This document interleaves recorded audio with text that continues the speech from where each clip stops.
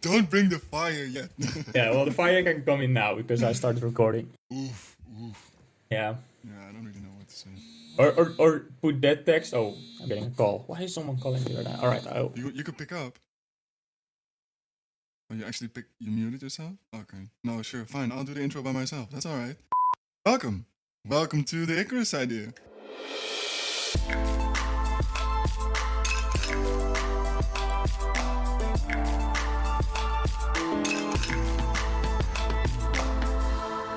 Hi. Welcome to another episode of the Icarus idea. Welcome to episode number 2 of the second season already. Thank you very much for listening in again. As usual, my name is Joris, and today we have 2 new people for you. One of them is our guest, who is a Lego design manager, but about that more in a second. First of all, we have a new host, of course.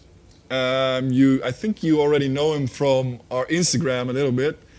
It is, and then we can be like, Bob! Hello. Hello, Bob! Yeah, the sound guy turned host. Yeah, boy, you came out of the basement. Exactly. Now I'm allowed to talk as well. Hopefully it works as good as well. We'll find out. But enough about us. Let's get into the third person in this Skype call. Yeah. It's someone who works at a company that I guess we all grew up with, or at least I did. I think you too, Joris. Mm-hmm. And for me, it sparked my taste for creativity and technique. And I'm of course talking about Lego. So Jonathan Bennink, welcome in our show. Hello everyone, great to be here. Yeah. Nice. Thank you so much for being here. Thank you for making the time for us. Yeah, of course. Right off, just to get to know you a little bit, I want to know, what was your favorite Lego set as a kid? Do you still remember it? Yeah. That was the at one point in the 90s there was this space robot, this moon robot.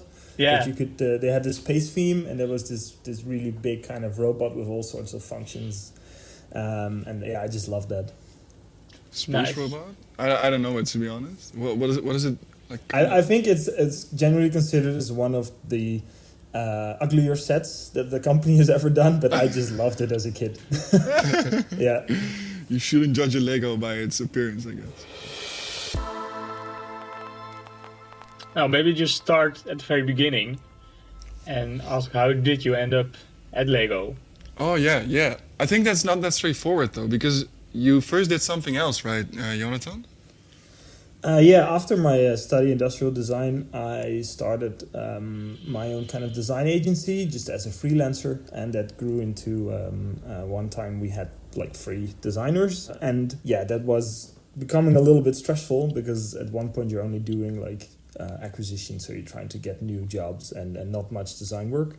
And then I was building this Lego X-Wing that I got over Christmas, and I was like, I need to work at this company. Then I just kind of started thinking, instead of like directly applying for a job, I did not have any experience designing toys. So I thought, why don't I just kind of come up with my own toy and present that to the Lego company in some way.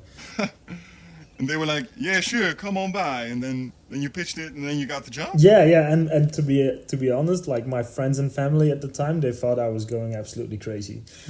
Because they were like, Lego doesn't even know you're doing this? And in hindsight, I hired somebody to do my day-to-day job, actually. So I invested like 20,000 euros into this project without me really realizing that at the time. I made that money back freelancing for Lego, so that's kind of fine. But in hindsight, I would probably maybe do it a little bit differently. But then I spent in total about a year designing to basically come up with a product idea for Lego. Looking at what where the world is moving to, what kids are into, and back then video gaming was becoming a bigger and bigger thing. It was already quite a big thing, but I think it wasn't as omnipresent as it is today. I was looking into how can I combine video games with Lego brick play. So that's when I made the whole kind of concept of creating a video game that you can play with Lego bricks without the need of a screen. And that was the concept that then tried to pitch. So I contacted the CMO of Lego at the time, because I just Googled like head of Lego innovation, and apparently That's how we came across you as well. yeah. So I got LinkedIn Gold, as it was called at the time, for a month. Yeah. So you can contact everybody and send them a personal message. So I did that twice, and 3 times actually. And finally I got through, and then he sent me to Future Lab, which is now Creative Play Lab.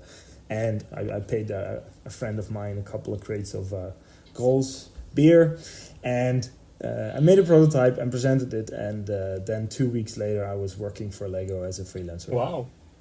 What? Yeah. So did they immediately decide from the beginning that it would be a Super Mario set? Because that's what it turned into, right? Well, no. I think, and that's kind of one of my points that I would like to have come across today, is that what I did was an idea, and it's not really the idea that matters. The idea is a good starting point, but the way that you execute an idea, that's the bulk of the work. So my idea was, in essence, I think it was an okay vision, but not the way that I made it, because RFID chips and the whole system is just way too expensive for Lego bricks. Also, there's no real creativity there, because you can just do the same thing with like Playmobil or with any other toy. So you have to figure out, why is it Lego? So why does this idea fit the Lego group instead of just being a cool idea?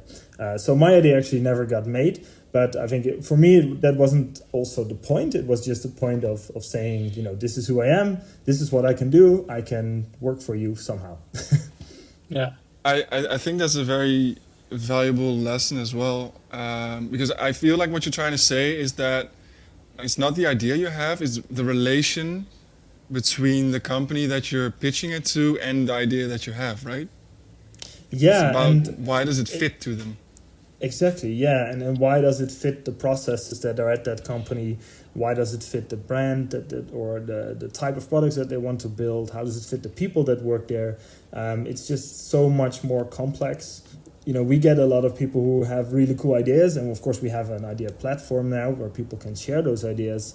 But it's tough to work with like individual inventors, because as an individual you have no way of kind of fitting your idea into that big system that's Lego. And of course, we are a company that's very reliant on our supply chain and on our production and on our margins. So it's a quality, safety. It's such a big puzzle piece, and this is also where it's a lot of fun as an industrial designer to come in, because you do need that kind of overarching vision of we want to bring video games to Lego play. But then how you do it, that is the second question. And the first question that I didn't start from, but then I think any designer should, is like, why are you doing this? Like, what consumer problem are you solving? And then from there, you have to be within the company to find your way to get the idea into something that everybody can believe in. I think we didn't explain this yet, by the way. You are the design manager or the design lead for the new Lego Super Mario sets, right? Yeah. So after I got hired like 6 years ago, I spent 2 years working on Lego Dimensions, and that part of the project that I worked on never got released. So that was just killed, or shelved, as we'd like to call it. Brutally murdered. Yeah, exactly. Taken apart. And then my boss asked if I wanted to become the design lead on Lego side of the Nintendo collaboration. And back then we didn't know it was going to be Mario, of course, let alone like what you see today. And then we formed 2 teams, 6 people at Lego, 4 designers, including me. And I was heading up like the design part of it. And then a team at Nintendo as well, headed up by Tsuzuka-san, who is the co-creator of Mario, and he's worked there since 1985. Oh. So he actually made the first Mario game. He was like together with Miyamoto, he was like the first game designer there. So it's been a huge honor to work with him and his team. But then I kind of let go of that original idea of bringing game mechanics to Lego Play, because I think you need to see where the synergies between those two companies are, and again trying to solve why are you helping your consumers, or what are you bringing to fans that they can't get anywhere else. So the idea of a video game to life is more of it's an idea, but it's not why you're doing it. Yeah, because I saw the sets last week and it looked really awesome. Also because Mario and the other characters have like screens where their eyes should be, so they change based on where they are standing, right? Yeah. Mario has a display and a speaker, a color sensor that's also a barcode sensor, and also a motion sensor, a 6-axis accelerometer. And then there are sensors mounted everywhere in the set, so wherever he stands. Yeah, there are barcodes everywhere, and this is also much cleverer way than my original idea, where I put the technology in the base plates and in the things you don't really care about. I think the thing you care about are the characters, because that has emotion, and the thing that you move around. And then so here we put all the technology in Mario. He's your friend, he's your buddy, you hold him, and then you go around the sets. So that also that the of course technology is very expensive, especially for a company as Lego with our safety and quality demands. So if we put technology in all of the sets, it becomes a very, very high price point. While if you put all the tech in one starter course with Mario, that's just something that we then take a little bit of a hit on. But then the rest of the set, the expansion sets, they are regular Lego bricks, and of course they have these barcodes on them, but they are just stickers. That gives us kind of a nice balance. A big part of my job is also to find the business model, and of course I work with the marketeers here. Sometimes the marketeers do the designer job and the designer job do the marketeers job. It doesn't really matter your team. We found out this cool play experience of Mario, you building levels for Mario and walking him around in the level, but how do we, within the system that is Lego, how do we put that out in the market? And in the end, the razor blade model, so like Gillette does, where they sell you the razor itself at a low cost, but then they make money back on the blades. So that's kind of the same system where we went. Cool. Where we went for. That's another thing that I would really want to tell to whoever's listening is price is so important. It is just.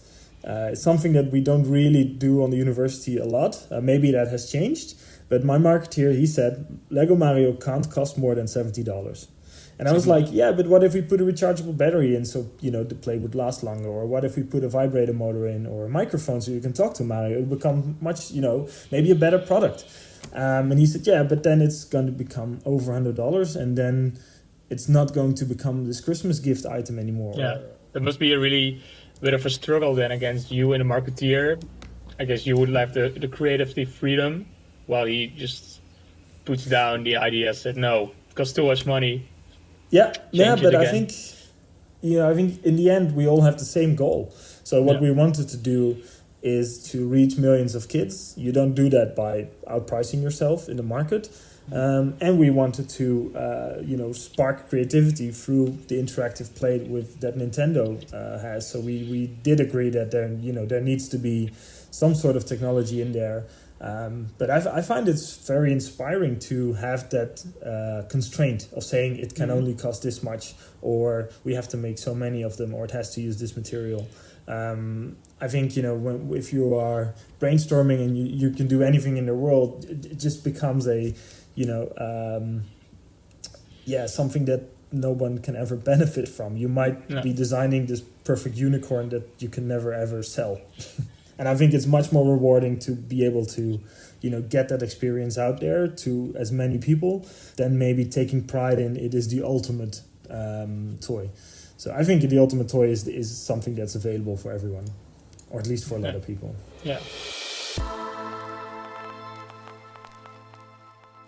It's also one of the things that was very inspiring when I got hired at Lego, because I got hired as a senior designer, and I was like, I don't really feel like senior in some ways, but in other ways I do. And then my boss said, I was like, how can I improve on the things that I'm not good at, right? Because some people might expect certain things of a senior designer. And he said, well, I'm not a big believer of trying to, cover up your flaws. Maybe just double down on your strengths. So just go with your energy, what you're good at, and just become better and better at that. Acknowledge your weaknesses, but also be open and transparent to your team members so they know, I'm a terrible planner. I have other strengths. And after you've kind of acknowledged that some things you're good at, other things you're terrible at, it becomes kind of a relief, because we are trained to do everything so well. And some people just, nobody's perfect, right? It sounded a bit in the beginning like your boss just told you, just ignore your weaknesses. But I don't think that's the point, right? No, that's not the point. No. It's acknowledge them and focus on your strengths. Yeah. If I want to become a really well-rounded person, I would only need to take, Excel sheet courses. But am I going to be happy from that? No. So am I going to be good at it? No, I'm not going to be good at it. So might as well just acknowledge that you're bad at it, be open about it, and focus on what you can actually do. I have another question, maybe not so related to this. Well, now you're working in this big company as Lego, and you've worked before in your own company with only 3 persons. Do you prefer it more to be in this big one? Or that's a good question. I've given this a lot of thought actually, whether it is a big company that I like or is it the brand. I think what I definitely like about working at Lego is that anybody you talk to has a story. Like, we started this podcast by you guys saying that you played it with it in the past. It just has this disarming charm to it. Yeah. Anybody you speak, a taxi driver or a CEO of a big company, they have something personal and emotional with Lego, and that is, I think, the bit that I really love about working at Lego. Of course, a big company, you definitely have more. You have a bigger reach potentially, but you're also a smaller piece of the machine, right? So the company would have a big reach, but you are just a tiny part of it, and that is something. And you can't change. You can't change a company. They're like oil tankers. They take time to kind of change direction. So I think there's this kind of saying for industrial designers. I don't know if this is a common thing, but if you would work at an agency, like a design agency, like for people creating value or scope design, they're like 5, 10, 20 people companies, and you work for as a consultant for different companies, right? So you get really good at the design process because you have to do the same design process every 3 months. And you also get a lot of kind of experience with different markets. But then you're always at the kind of bottom of the food chain, at the end of the decision. You're never part of the decision of why a company would do something. So you would have a good idea as a agency, but then the company would say, we're not going to do something. We're not going to do that because we're going to take a different course. You're not part of the strategy of the company, which is, I think, the biggest kind of downside to it. But you do get to learn a lot. But if you work at a bigger company, your knowledge of the design process gets very specific, only tailored to that company. Like, I can now design a Lego product line, but I wouldn't know how to design a Siemens dishwasher product line, for instance, because that's a completely different company. So, but then again, you can be part of you can be more part of the strategy and of that why bit, which I think is very interesting. So there's a saying that you should work at one of them 5 years and then switch 5 years and then do that kind of thing throughout your life, which I think is kind of an interesting theory. I've never thought about it like that, but yeah. Right. So I'm wondering about the design process during making a Lego set. Is it really assembling blocks together? That's like the imaginary I have in my mind at working at Lego, just putting things together. But I also imagine you have these new blocks containing sensors, so you have to design these new blocks, right? Yeah, so it's we have a lot of different designers at Lego. You have set designers who are working within an established line, who make the new pirate ship, or they make the new restaurant for Lego France, for instance. So if you know Bas Brederode, the brickmaster from Lego Masters, he's a good friend of mine. He is a set designer. So he is really good at using kind of the existing blocks and an existing line, and to innovate from there and to make new products.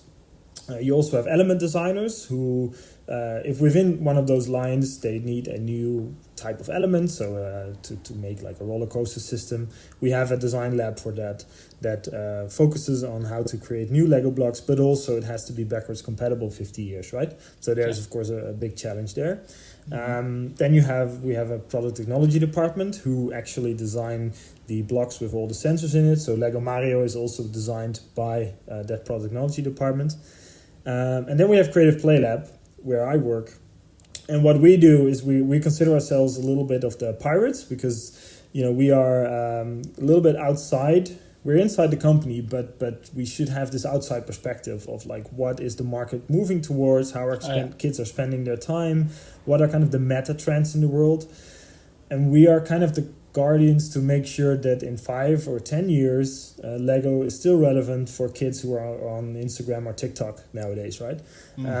So my job is a little bit different. I'm more a concept designer, so I've never designed an actual set or a brick or a block.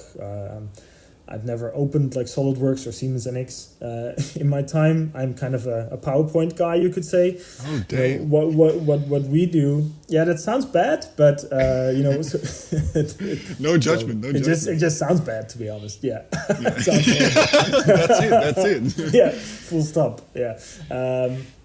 Now, what we do is we do a lot of research. Yeah, like I said, we look at future trends, and then we use the current system that there is and prototype new ones, right? So we do a lot of like 3D printing and programming with Arduino and Unity to kind of make new interactive prototypes. But they are really bare bones, right? They are just there to prove the value proposition. Like, would people actually buy this? Are kids interested in this type of playing? But of course, you can't validate if you would buy it, but you can validate if the experience works or not, if kids are excited, and if they get what you're supposed to do. Also, I read about from you in an interview as well, which is about the Lego Super Mario sets, is that it needed to combine the DNA of Nintendo with the DNA of Lego. And I was kind of surprised by how you did that, because I believe it's mainly the interactivity, but also the actual screens in the Mario figurine. Because when I read about it, it said, it has a screen, and I saw this like Teletubby-like screen on the belly of Mario, right? And then you see Mario's face, and you're like, okay, cool, it has a screen. And then when I looked closer, it's like, it doesn't necessarily look like a typical Lego figure. And then when I saw a review on YouTube about it, then all of a sudden you realize that it's not only the screen on the tummy that's a screen, but the eyes and the mouth are also a screen. And that it blinks, or when it crashes into one of those mushrooms, it squints his eyes and like, ooh! With the Mario's, I shouldn't have done that, that's recorded now, but like the Mario sound. Good Mario voice. Yeah, well, thank you, I guess. But then when I saw that, I was like, oh, okay, I see what you mean by harmonizing the DNA of Nintendo and Legos. But what I'm curious about is how do you find, let's say, someone's DNA or some company's DNA? How did you find that? Yeah, that is super, super tricky. We actually looked on our website, and that has like the 6 qualities or the 6 things that define Lego. And we had safety, we had quality, caring, social play. We thought there was like some, digital creativity there, so we had creativity covered.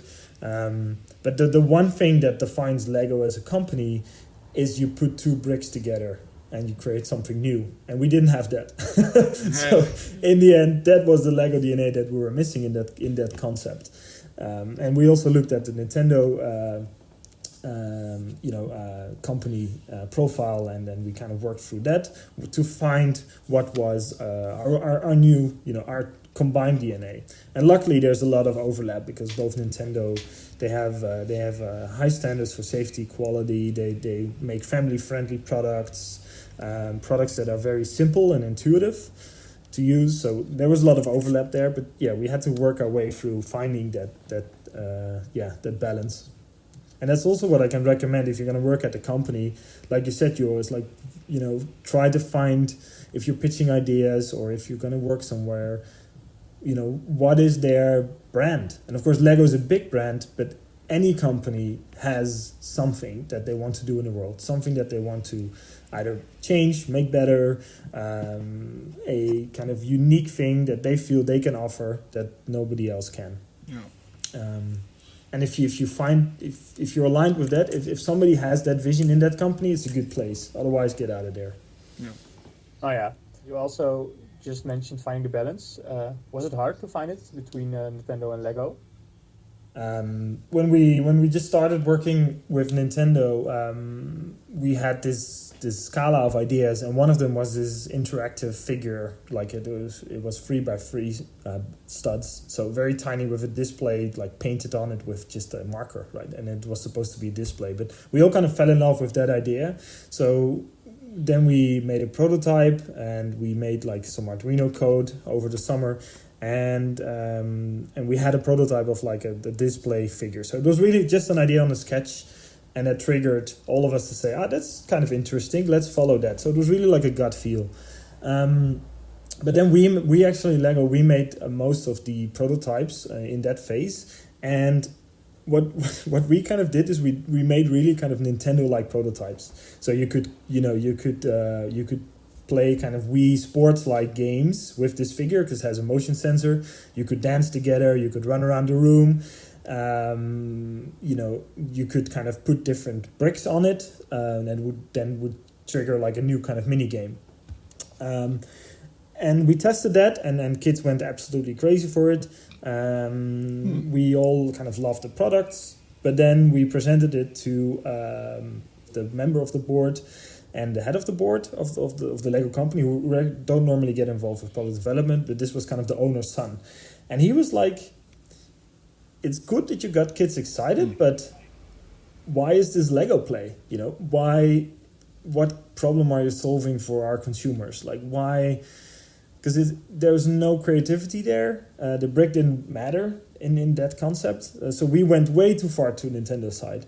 And other times during the process, Nintendo really wanted us to focus on regular bricks and regular role play, kind of more traditional Lego play, because they make games all day. They wanted to make brick role play. Well, that is something that we do all day, so we wanted to do the digital play. So in the end, one of the designers, he actually pointed this out in the meeting, that sometimes we are just not aligned with each other, and this was the reason. So that kind of helped us to, if you make that visual, Lego becoming Nintendo, Nintendo becoming Lego, then the truth is in the middle, right? So you have to find kind of the middle ground there. So there has to be interactivity because there has to be something new, and it has to spark kids to build. But then the idea with the level building came in, where that is the Lego DNA right there, where you can build anything you want and Mario reacts to it. Jonathan, we're running a bit close on time. What you mentioned in the beginning is that you mentioned, this is a point that I want to get across. I feel like we got two. First of all, if you want to pitch something, or if you want to make something good, it's not about the idea, it's how you execute the idea. Mm-hmm. And that execution is based on your own values and your own mission and vision. Yeah. And the second one was money is the dictator. It's the first thing that you would judge a product on. So it's important. I wouldn't say it's all, you can definitely have a more expensive product that fulfills customer needs that other products don't. Mm-hmm. But it is something that is, as a designer, we don't really tend to think about a lot. And, the work that we do, experiences live in lo-fi.